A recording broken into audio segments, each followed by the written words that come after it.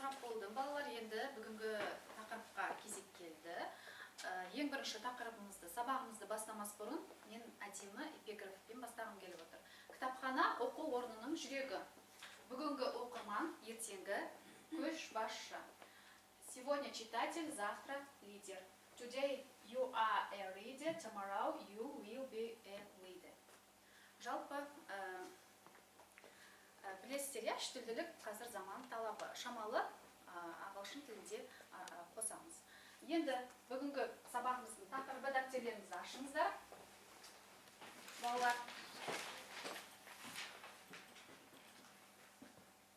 дәптерді ашып бүгінгі күнді жазып алыңыздар. Ақпанның 19-ы және бүгінгі тақырыбымыз Даяна қалай аталады? Бүгін тақырыбымыз кітапханада және оқу залында. Біз қазір қайда отырмыз, балалар? Кітапханада, иә?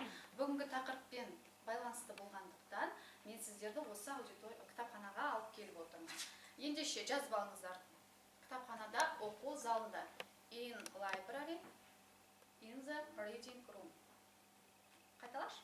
Алина. Я, ағылшыншасын. Ақпанның 19-ы. Кітапханада оқу залында. In library, in the reading room. Дәптерлеріңізді ашып жазып алыңыздар. Жазып алыңыздар. Енді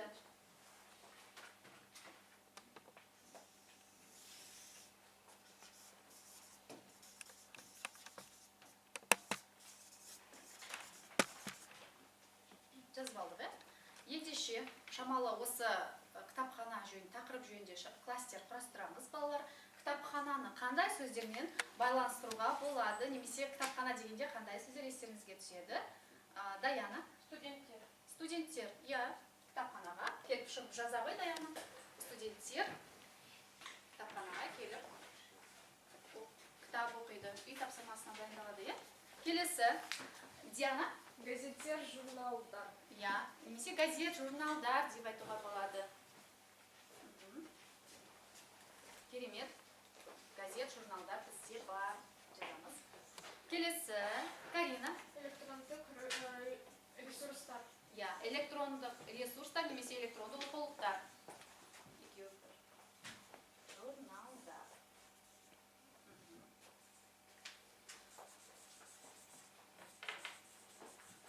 Тағы да, Алевтина? Картотека. Картотека. Міндетті түрде кітапханада біз картотеканы толтырамыз. Картотеканы жаза ғой. Немесе формуляр деп те атауға болады, балалар? Алина? Кітаптар. Кітаптар. Оқулықтар, кітаптар. Жазамыз. Шыға. Виктория? Жаңалықтар. Жаңалықтар. Біз бүкіл жаңалықтарды, ақпараттарды осы кітапханадан алып отырамыз. Жазамыз.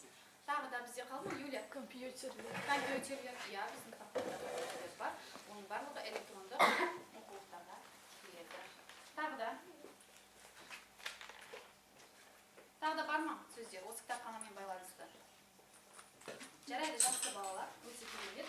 Енді кітапхана студенттер, жаңалықтар, электронды ресурстар, картотека, формуляр, компьютерлер бар, кітаптар бар, және газет, журналдар, мына жерде шамалы Диана, қате кетіпті. Енді, балалар, осы сөздердің, сіздер сөздерді үш тілде жаза аласыздар ма? Немесе білесіздер ме? Бізде ағарай сөздікпен жұмыс, ендеше тақтаға назар аударыңыздар. Келесі, осы сөздерді мен сіздерге үш тілде беріп отырмын. Дәптерлеріңізді ашып, жазып алыңыздар. Және қазір осы сөздерді біртіндеп оқитын боламыз. Бірінші, Эдуард. Бірінші сөзді оқиғашы, Эдуард? Кітапхана, библиотека, library. Кітапханашы, библиотека, library. Бірінші сөзді ғана оқи ғой. Кітапхана, библиотека, library. Дұрыс, өте керемет. Алина, екінші сөзді оқи ғой.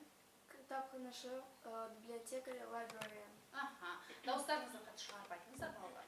Келесі, үшінші, Алевтина.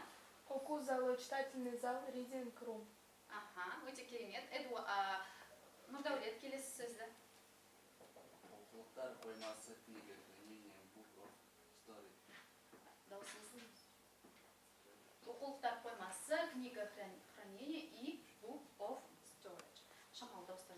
Пожалуйста. Келесі сөзді бізде Сабина оқиды. Жаңалықтар, новости, news. Мгм. Амина. Газеттер, газеты, newspapers. Мгм. Диана. Кітап, книга, book.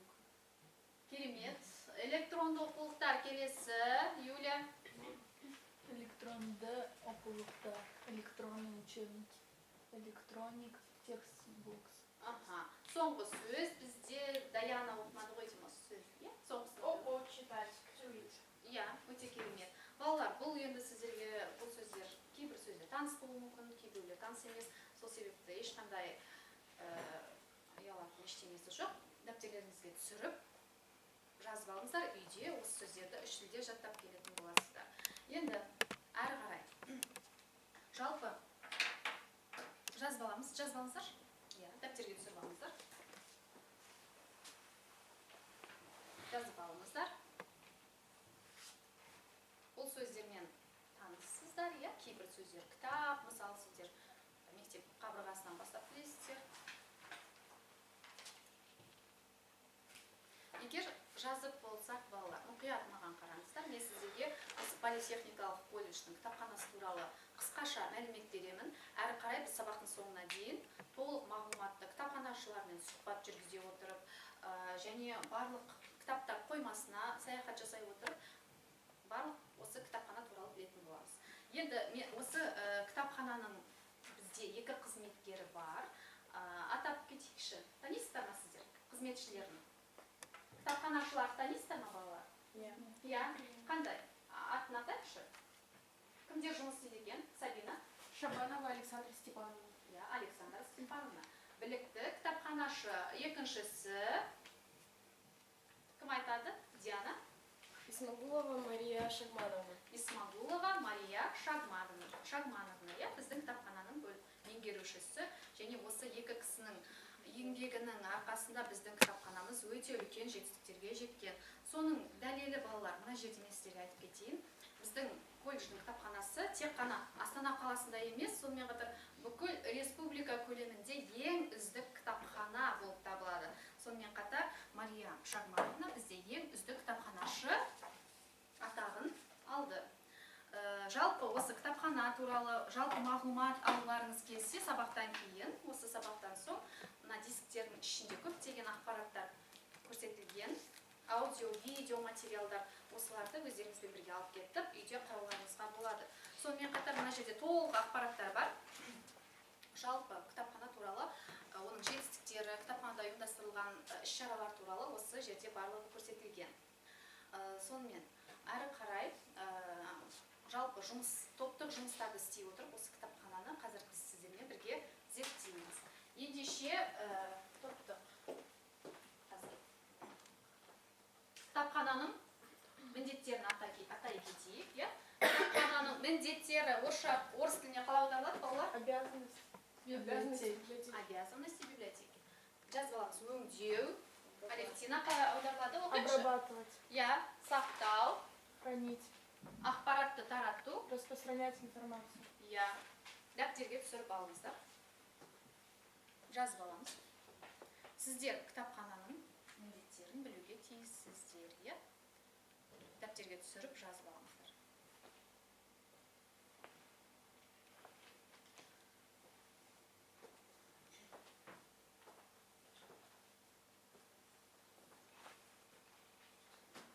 Егер жас болсақ, әрі қарай біз топтық жұмысқа көшеміз, балалар.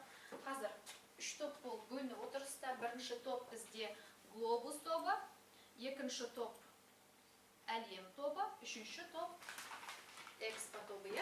Бірінші топ сіздерге тапсырма. Кітапхана туралы мәліметтер.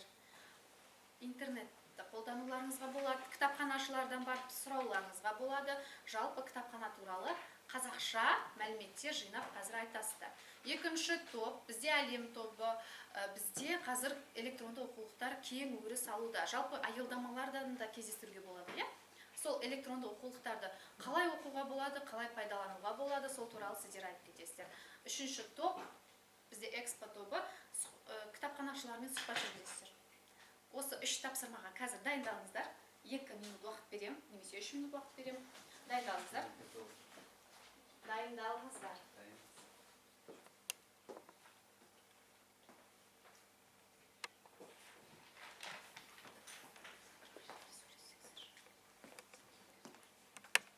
Дайындалыңыз. Дайындалыңыздар. Немесе кітапханашыларға барып сұрауларыңызға болады балалар. Егер білмейтін тұстарыңыз болса,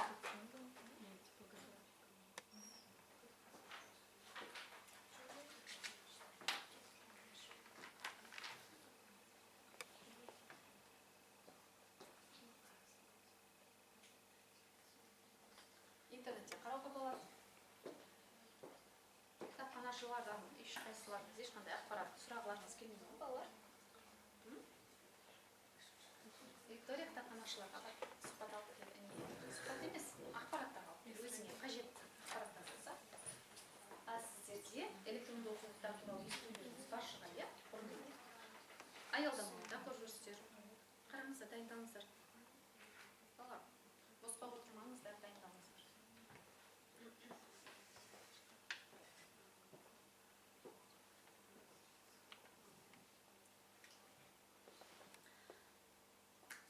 Ендеше, қазір Виктория келсін. Бірінші топ дайынсыздар ма? Дайын болсаңыздар, қазір Виктория келсе, бастаймыз бірінші топ. Сіздерге жалпы кітапхана туралы мағлұматтар салу керек, иә?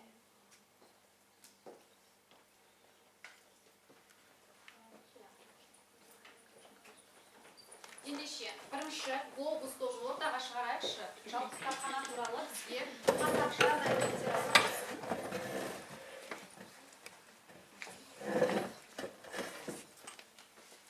Біздің кітапханамыз қандай, қайда орналасқан, тағы да жалпы қосымша қандай мәліметтер айта аласыздар? Біздің политехникалық колледжде кітапхана бар. Ол бірінші корпуста, екінші қабатта орналасқан. Кітапхана 3 бөлмеден тұрады. Оқу залы, кітаптар қоймасы және қызмет көрсету бөлмесі. Оқу залда студенттер өздеріне қажетті оқулықтарды алып сабаққа дайындалады. Біз қазір кітапханадамыз. Студенттердің оқулықтарды алу үшін студенттік билет талап етіледі. Біздің кітапхана өте әдемі, көркем және де бай. Біздің кітапханада мықты кітапханашылар жұмыс істейді.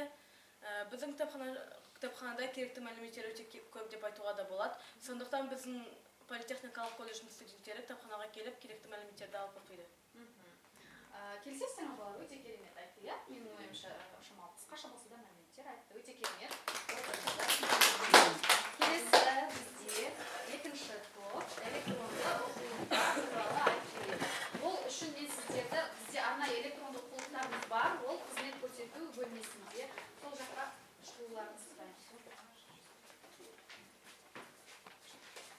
Шығыңыздар, шайып. Біздің кітапханада оқулықтар бар. Қазіргі таңда білім алушылар электронды оқулықтарды жиі пайдаланады. Тіпті бұл оқулықтарды аялдамада табуға болады. Бұл оқулықтарды қазақ жазушыларымен шығармамен таныса аламыз. Фариза Нурсынова және Мұқағали Мақатаев өлеңдерін оқуға болады. Қазіргі уақытта біздің Астанада аялдамаларда аялдаманың қасында үлкен электрондық кітаптар бар. Осы электрондық кітаптар оқу үшін кодтыз сканерлеу керек. Қандай кодты? Мына жерде жазылып QR кодын Сканерлеу болады. телефонымызға Планшетпен, жүктеп алуымызға болады, смартфонмен. Сол арқылы біз кітапты оқи аламыз. өте керемет. Көптеген қазақ жазушыларының балалар қарап тұрсаңыздар еңбектері, шығармалар, туындыларын біз тек қана аудиторияда немесе сабақта отырып емес, аялдамада автобусты тосып тұрып оқуымызға да болады екен. Жақсы, керемет. Келесі бізде үшінші тобымыз осы қызмет көрсету бөлмесінде жүргізіледі. бізде кітапханашылармен сұхбатымыз бар. Даяна, Нұрдәулет және Карина, келіңіздер.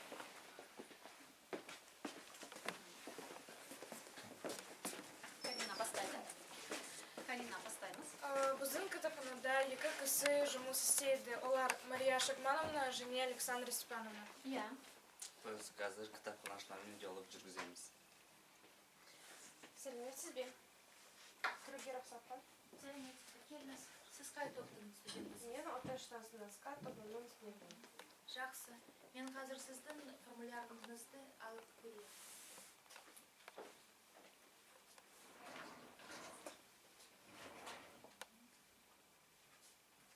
Аты жөніңіз қалай? Бекішева Даяна. Даяна. Сіз бұрын біздің кітап алыпсыз ғой? Иә, өзіне қажет кітаптарды алуын. Жақсы. Енді сізге қандай кітап қажет? Маған қазақ тілі пәнінен Қазақстанның туризм түрлеріне қатысты ақпарат қажет. Сіз қандай кітапты аласыз?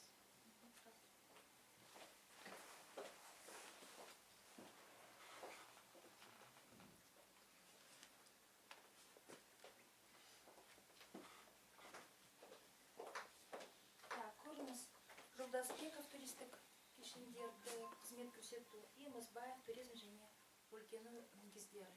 Жақсы болды ғой. Мен өзімде сонымен кітапты іздедім. Алыңыз оқып болған соң қайтыруға ұмытпаңыз. Жақсы.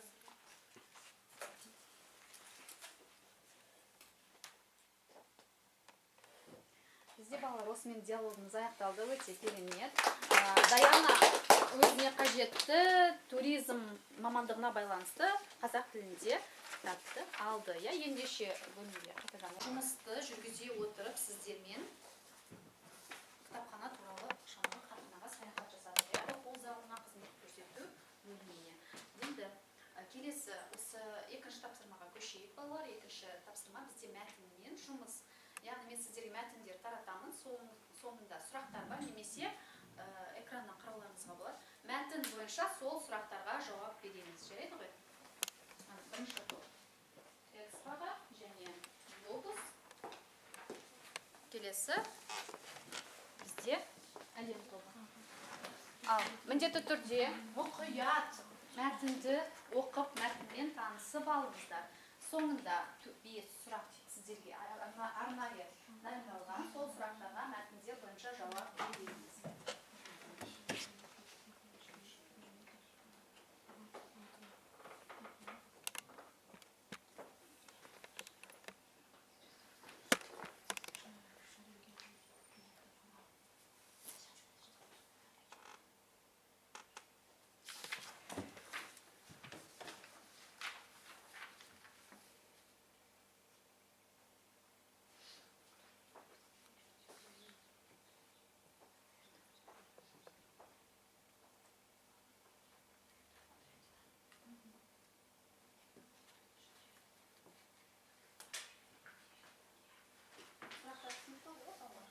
Эдуард, Амин, шамаға бірге отырып, аңсалсаңыз, егер жеткіліксіз болса, суретке түсіріп алыңыздар телефон. Бірге жұмыс істеңіздер. Амина, Эдуард, жұмыс істеңіздер бірге. Бірінші топ сияқты. Глобус тобы қалай жұмыс істеп жатыр? Қараңыздар. Сол сияқты жұмыс істеңіз. Эдуард, Нұрдәулет. Бірге жұмыс істеңіздер.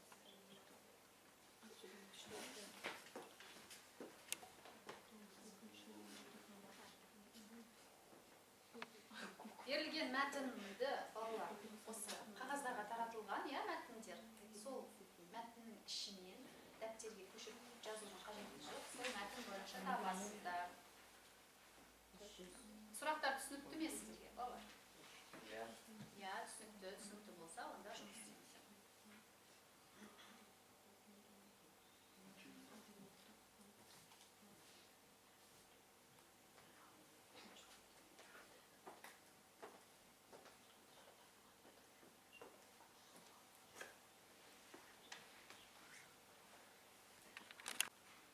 Егер дайын болсаңыздар, балалар, бірінші сұрақ.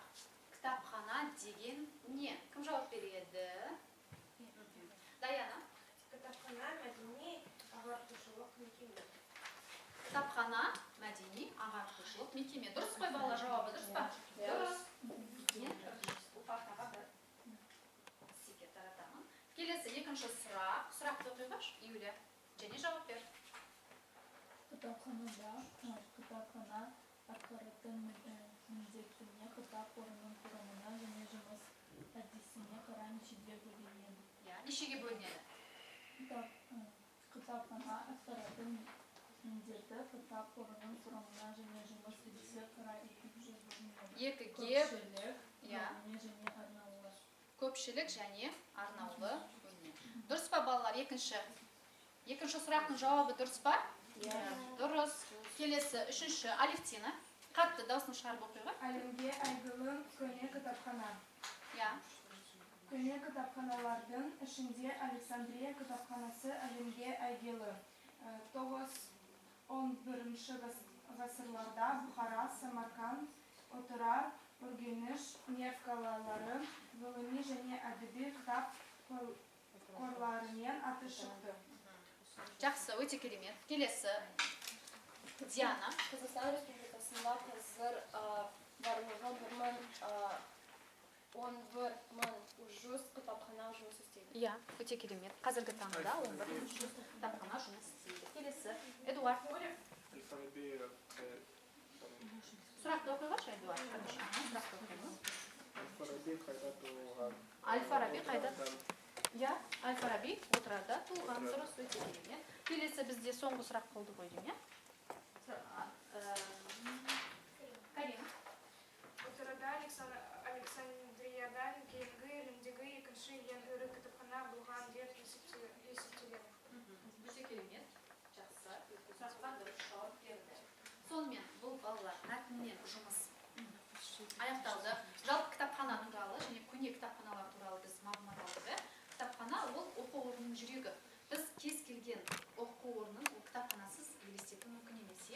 Кітапхана ол оқу орнының жүрегі. Ендеше келесі үшінші тапсырмаға өтеміз. Бізде үшінші тапсырма қазір сізге пазл құрастыру. Сіздерге балалар пазл құрастырған ұнайды ма? Ұнайды, Ендеше осы балалар қима қағаздарда кітапханаға байланысты бірнеше сөйлемдер бар. Оның қазақшасын таба отырып, жанына орыс тіліндегі аудармасын. Балалар, келесі үшінші тапсырма пазл құрастыру. Пазл құрастыруды ұнатасыздар ма балалар? Ұнайды сіздерге? Ендеше мына жерде қима қағаздарды мен сіздерге таратамын. А4 қағазындағы форматты шығару керексіздер. Бұл жерде қазақ тілінде кітапханамен байланысты бірнеше сөйлемдер жасырылған және оның орысша баламасын таба отырып, сіздер пазлды құрастырасыздар. Барлықтарыңызда бірдей тапсырма, сол себепті бастамаймыз. Мен сіздерге қазір қоямын орталарыңызға, әлі бастамаймыз. Мен сіздерге айтамын қазір бастаңыздар деп, сол кезде бастаймыздар.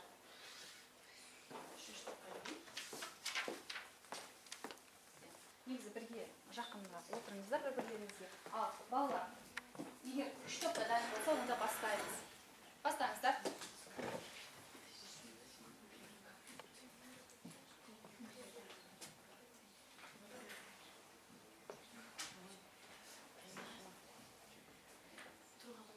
Болады, тұрып жүрулеріңізге болады, балалар.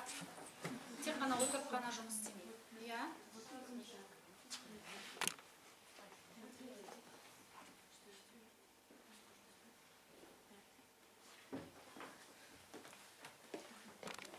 Егер құрастырып болсаңыздар, біз болдық деп айтыңыздар. Қалай болдық? Бірінші топ өте белсенді балалар. Қараңыздаршы, бірінші топ өте белсенді жұмыс істеп жатыр. Бірінші топ болды, бірінші орында. Екінші топ. Сіздер болдыңыздар ма? Болған жоқсыздар әлі? Болды. Екінші топ болды. Үшінші топ бізде бұл жолы шамалы артқы соңғы орынға келе жатыр. Үшінші топ құрастырып болсын балалар, сосын ары қарай жалғастырамыз.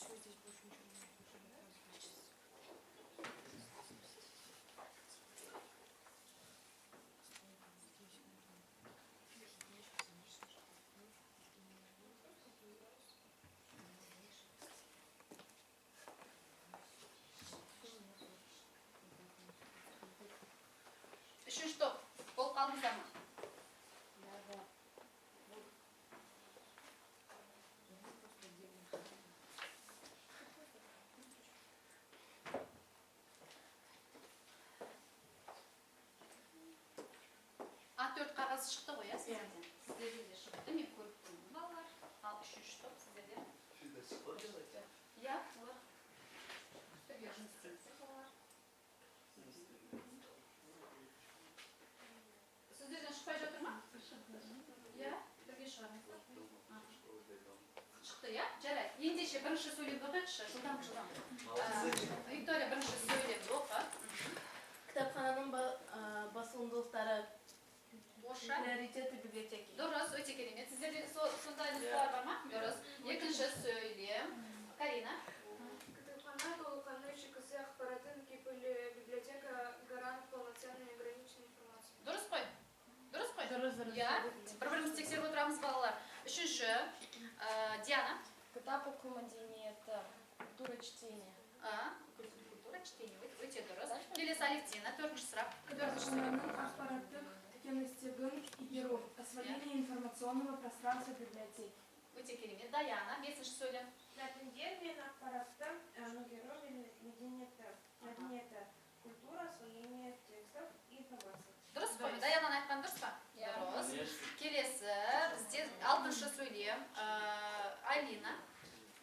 Өнер туындысы ретінде үлкен мәтіндерде қабылдау оқырман мен кітапханашының біріккен шығармашылығы.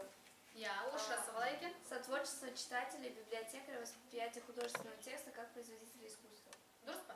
Тексеріп отырамыз. Дұрыс па? Бірінші топ. Үшінші топ. Өте дұрыс. Бізде тағы да сөйлемдер қалды ма? Амина. Кітапхананың ақпараттық кеңістігін игеру, культура освоения текстов и информации. Мәтіндер мен ақпаратты меңгеру мәдениеті, освоение информационного пространства библиотеки. Дұрыс. Бізде тағы да сөйлемдер бар ма, балалар? Эдуардта соңғы сөйлем бар екен, оқиғай. Кітапхананың бастамдылықтары, приоритеті библиотеки.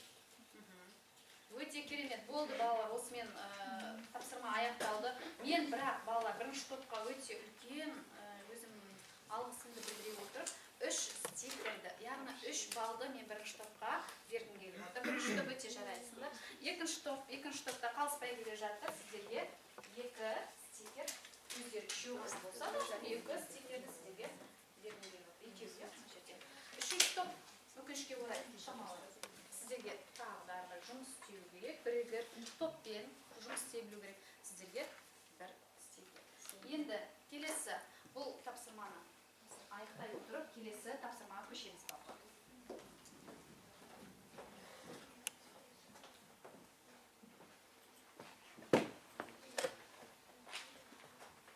Білгір болсаң тауып көр деп аталады. Яғни мақал-мәтелдер туралы. Осы кітапхана оқу, білім туралы мақал-мәтелдерді мына қаншама көптеген мақал-мәтелдердің арасынан таба отырып, астын сызып, қазір маған оқып бересіз. Түсінікті ғой, иә? Бірнеше мақал-мәтелдер берілген. Осы мақал-мәтелдердің ішінен кітап білім оқу туралы мақал-мәтелдерді табасыздар.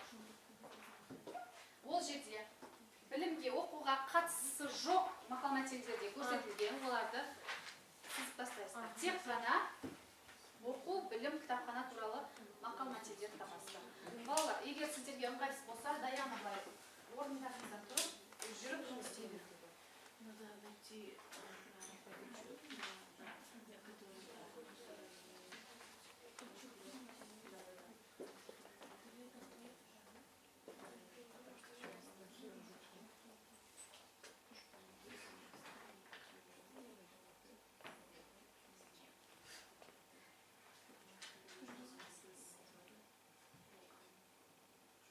Тіл туралы Жоқ, тіл туралы қажеті жоқ. Тек қана кітап, оқу, білім.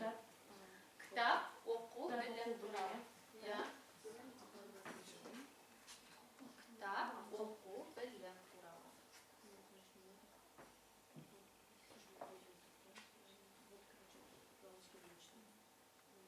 Кітап, оқу, білім. Екінші және сіздер.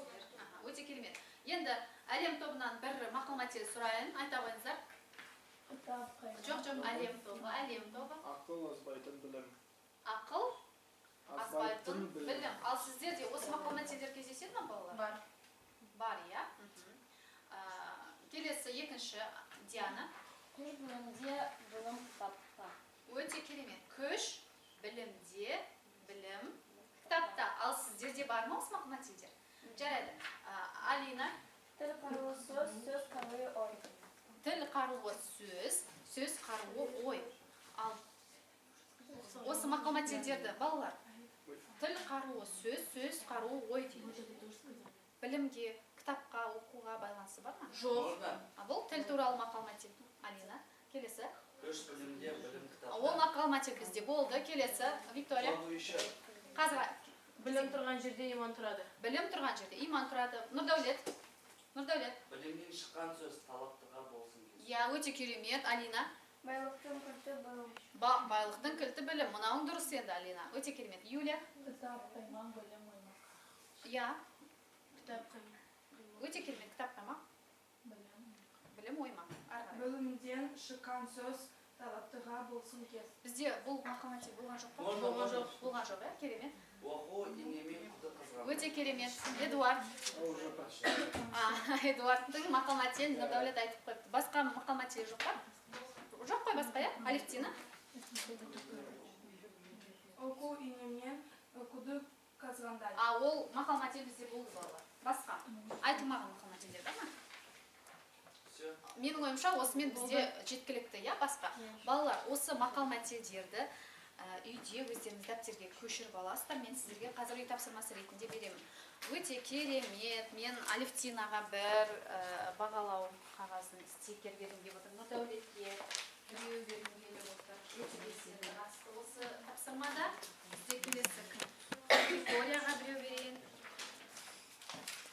Және Эдуард, Алина, Диана. Эдуард. Қазір соңында өздеріңіз пікірлеріңізді қойыңыздар. Балалар, сонымен осы мақал-мәтелдерді және сөздерді мұқият жазып алып үйде жаттаңыз. Ертегілер. Сонымен жалпы кітапхана туралы, кітап, оқу, білім туралы біз сіздермен кітапханаға келіп, осы тақырыпты балалар аштық деп ойлаймыз. Бізде кітапханамен сұхбат болды, кітапханашылармен сұхбат болды. Жалпы өз көзімізбен көріп, тек қана теориялық тұрғыда емес, практикалық тұрғыда да мен сіздерді әдейі алып келдім. Ендеше бүгінгі сабағымыздың арасында рефлексия деген болу керек, шамалы серікту сәті, иә. Ертегілер еліне саяхат жасайық және осы әнді бірге қосылып айтайық.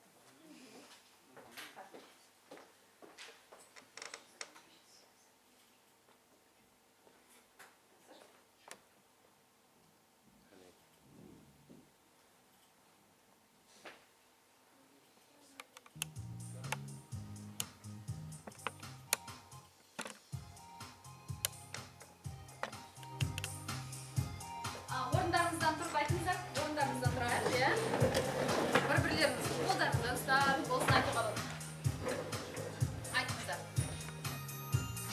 Ғажайып түс көрдім, таң ата мен бүгін, ертегі әлемнің қызығында жүрдім, нұрына шомылдым бүгін. Жұлдыз айы көркем, әдемі енекен, құстары сөйлейді, бұлттары тербейді, мен оянып кеттім әбден. Ертегілер, ертегілер, неге мені ертедіңдер, әлемдерінің ғажап күйін шертедіңдер сендер. Ертегілер, ертегілер, неге мені ертедіңдер, әлемдерінің ғажап күйін шертпедіңдер сендер.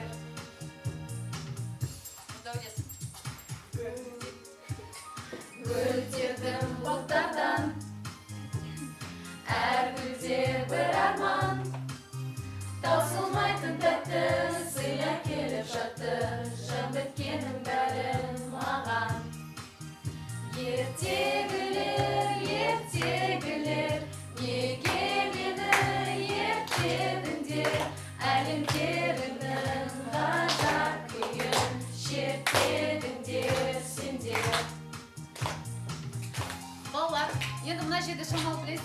ұзақ проигрыш, иә? Сол себепті таратылған стикерлерге өздеріңіздің пікірлеріңізді не ұнады, не ұнамады, не білгім келеді, барлығын жазып пікірлеріңізді мына тақтаға жазыларыңызға болады. Жазыңыздар, иә?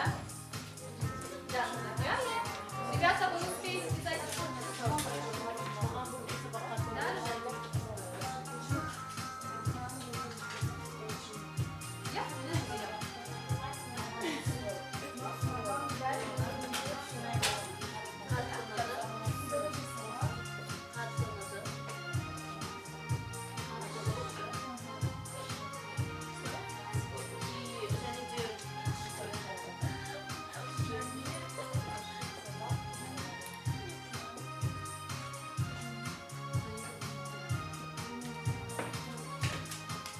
Ребята, начинаем. Гүлдердім бұлттардан, әр гүлде бір арман. Таусылмайтын тәтті сыя келіп жатты, жан біткенің бәрі маған. Ертегілер, неге мені ертедіңдер, әлемдерінің ғажап күйін шертпедіңдер сендер. Ертегілер, неге мені ертедіңдер, әлемдерінің ғажап күйін шертпедіңдер сендер. Ертегілер. Өте керемет, балалар. Қыздар. Енді үй тапсырмасына да келе балалар.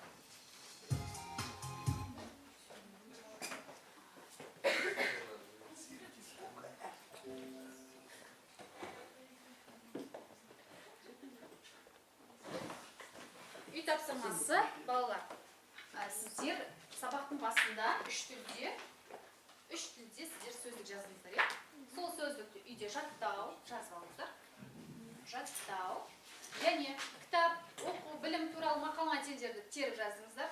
Ол мақал-мәтелдерді де жаттау үйде. Келесі сабақта маған айтып бересіздер.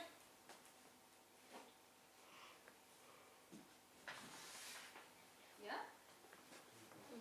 Және қысқаша ғана шағын эссе жазыңыздаршы. Біздің колледждің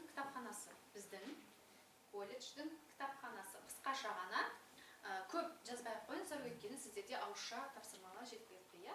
Сол себепті қысқаша эссе жазыңыздар. Біздің кітапхананың колледжі, немесе біздің кітапханамыз деп жазыңыздар.